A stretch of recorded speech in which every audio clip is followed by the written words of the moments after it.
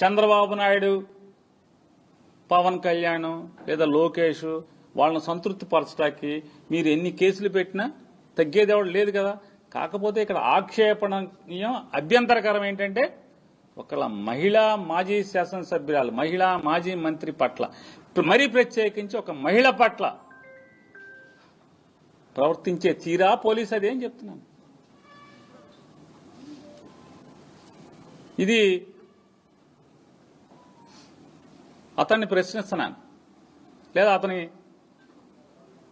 కుటుంబ సభ్యులకి అడుగుతున్నాను. కాస్త అన్నంతో పాటు సభ్యతా సంస్కారం కూడా పెట్టండి అమ్మాడికి. ఇంట్లో అన్నంతో పాటు సభ్యతా సంస్కారం కూడా పెట్టండి ప్లేట్లో. బయటకు వచ్చి పశువులాగా, మృగంలాగా ప్రవర్తించే పరిస్థితి వస్తే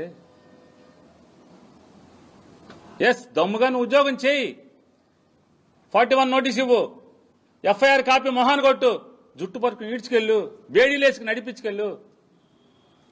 నీ ఉద్యోగాన్ని ఎవడాపుతాడు?